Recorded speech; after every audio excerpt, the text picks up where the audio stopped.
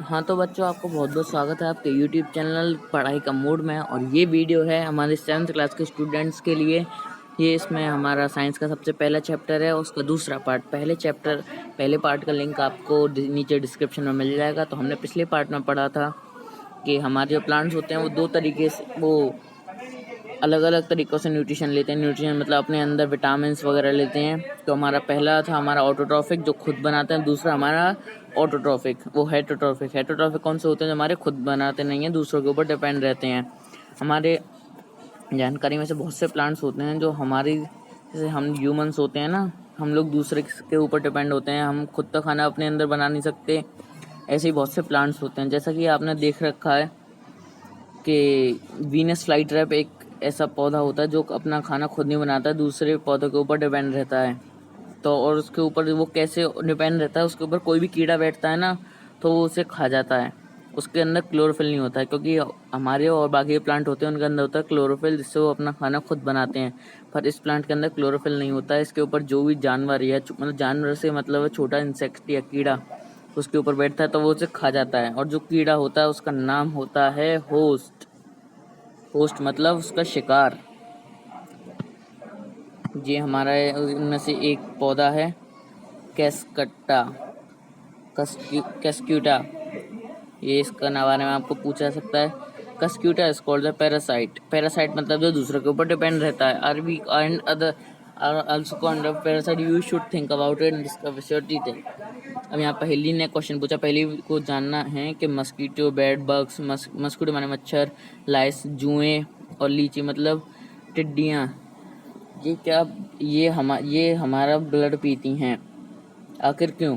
क्योंकि इन्हें खाने का, ये सीधे तो रोटी खाते नहीं हैं जैसे हम लोग खाते हैं, तो ये लोग ब्लड से अपना काम चलाते हैं। क्योंकि हमारे ब्लड के अंदर बहुत सारे मिनरल्स प्रेजेंट होते हैं, तो ये उसी से अपना काम चलाते हैं।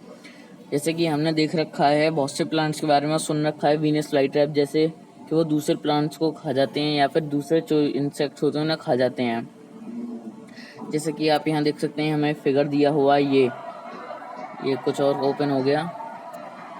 ये फिगर दिया हुआ है, इसमें जो वो होता है ना कीड़ा, जो भी उसका शिकार, वो यहाँ बैठता है, तो वो अंदर ये अपने आप ही इसको अपने अंदर खा जाता है, जो भी इसके ऊपर बैठता है। अब यहाँ आ जाते हैं, hair which are directed downwards when an insect land. देखो यहाँ पे इसने वही लिखा हुआ है कि अगर इसके ऊपर जैसे ही कोई बैठता है, कोई भी इंसेक्ट, बात क्या, ये वाला पत्ता नीचे की तरफ गिर जाता है और उसके ऊपर बैठा हुआ इंसेक्ट अंदर घुस जाता है और वो उसे खा लेता है। इन तरीके के प्लांट्स को कहते हैं हम insectivorous plants.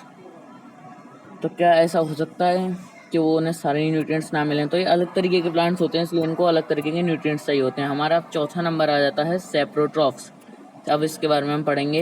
You might have seen packets of mushroom sold in the vegetable. आपने देख रखा होगा कि ऐसे बहुत से मशरूम्स होते हैं जो पैकेट्स में मिलते हैं market. You have also fluffy umbrella like patches growing in the moss on rotting wood during the rainy season. Find out what type of nutrient they are. तो हम इसमें ये पढ़ने वाले हैं कि मशरूम्स होते हैं, आखिर ये कैसे उगते हैं। तो बूझो को यहाँ एक क्वेश्चन करना है। हमारा मेल कैरेक्टर बूझो से कुछ, बूझो को ये जानना है कि इन जैसे हम लोगों के मुंह होता है, तो ये प्लांट्स कैसे अपने न्यूट्रिएंट्स लेते हैं। हम लोग तो मुंह से खाते हैं, ये कैसे लेते हैं। तो इसके बारे में हम यहाँ पढ़ेंगे।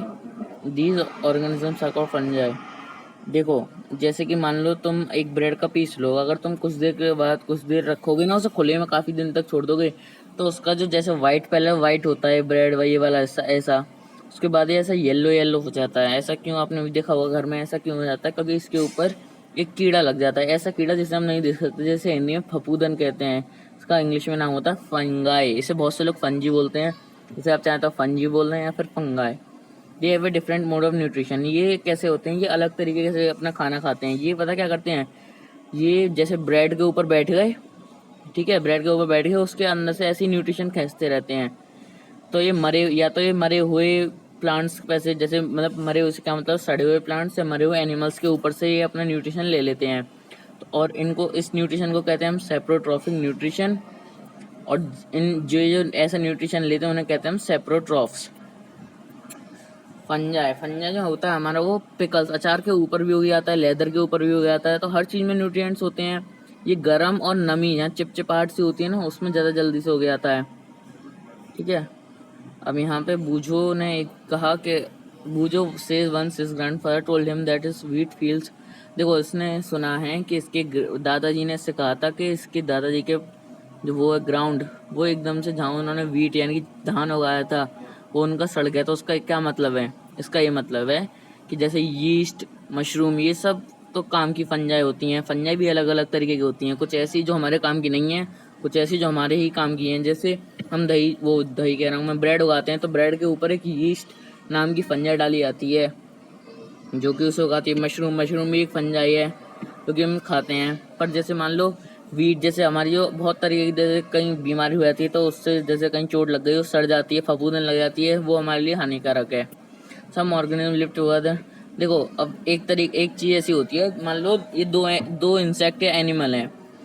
ये एक अगर इस पे आज खाना ज़्यादा है तो ये अपने छोटे भैया मतलब छोटे दो अपने दोस्त को दे देगा, इस पे ज़्यादा है तो ये उसको दे देगा। तो हम इस चीज़ को कहते हैं सिम्बायोसिस रिलेशनशिप।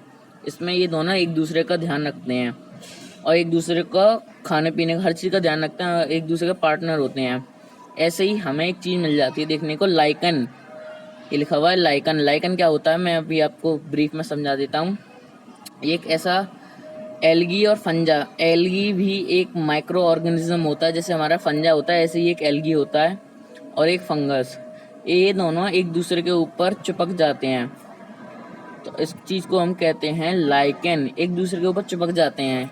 आपने देखा होगा अपने घर या पानी कहीं सड़ा हुआ हो, एक ऐसी ऐसी लाइन सी बनी होती है ग्रीन और ब्लू कलर की, लंबी लंबी ऐसी ग्रीन कलर की, जिसे काई भी कहते हैं। उस चीज़ वही चीज़ सेम वही चीज़ उसी को कहते हैं हम लाइकन।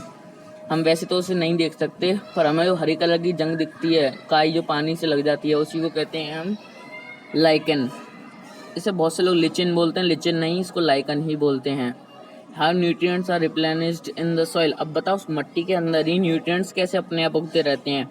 जैसे कि हमने फार्मर्स को देखा है अपनी खेत में मैन्योर खाद लगाते हुए, नाम सुना ना खाद, उससे क्या होता है, और खाद फर्टिलाइजर, इससे क्या होता है हमारी जो क्रॉप होती है वो अच्छी उगती है और हमारी सॉइल के अंदर न्यूट्रिएंट्स उग जाते हैं। न्यूट्रिएंट्स मैंने आपको पिछले पार्ट में पढ़ाया हुआ है, तो गाइस सबसे पहले तो आपको पहला पार्ट पढ़ लेना है, वो बहुत ज़्यादा ज़रूरी है। पिछले पार्ट में मैंने आपको सिखाया हुआ है कि हमारे प्लांट्स को न्यूट्रिएंट्स की ज़रूरत होती है। तो वो न्यूट्रिएंट्स अगर मान लो वो कैसे लेते हैं सॉइल में से, अगर वो सॉइल में न्यूट्रिएंट्स ख़त्म हो जाते हैं तो वो अपने न्यूट्रिएंट्स किससे लेते हैं, इससे फर्टिलाइजर और मैन्योर में भी न्यूट्रिएंट्स ही होते हैं। ये मिट्टी में गिर जाते हैं तो मिट्टी में तक पहुंच जाते हैं। जैसा कि हमने अपनी पुरानी, तो हमारे फर्टिलाइजर मैन्योर में हमारे न्यूट्रिएंट्स होते हैं वो पड़े होते हैं, जैसे कि यहाँ पर मैं नाम दिए हुए हैं पोटेशियम, फॉस्फोरस, ये सब हमारे न्यूट्रिएंट्स हैं। We can grow plants and keep them healthy we fulfil. अगर हम अपने प्लांट्स को अच्छे से न्यूट्रिएंट्स देंगे तो वो अच्छे से ग्रोथ होगी उनकी, वो अच्छे से हो जाएंगे।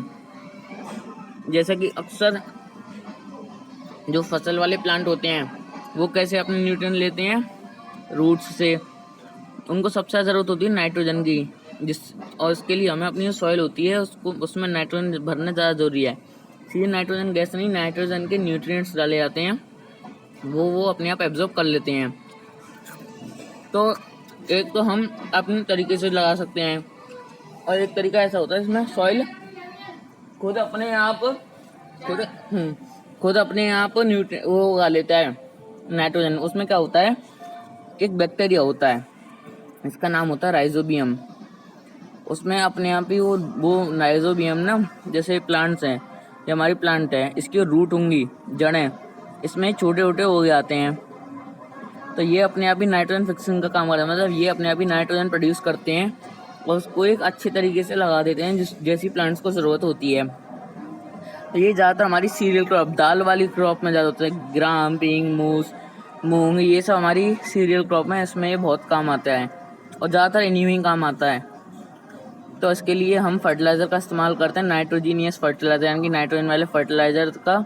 यहाँ पे लेगुमिनस क्रॉप, ये अलग तरीके की क्रॉप होती है लेगुमिनस, जो उसके काम आती है। लेगुमिनस क्रॉप में ही ये वाला बैक्टीरिया उग सकता है। तो इस चैप्टर में हमने पढ़ा ऑटोट्रॉफ्स के बारे में, हेटरोट्रॉफ्स के बारे में, नाइट्रोजन के बारे में, फर्टिलाइजर वगैरह। गाइस हमारा चैप्टर यहीं ख़त्म होता है। मिलते हैं नेक्स्ट वीडियो में, जो कि अब परसों आएगी, मतलब एक दिन 8th क्लास की, एक दिन 7th की। Good bye.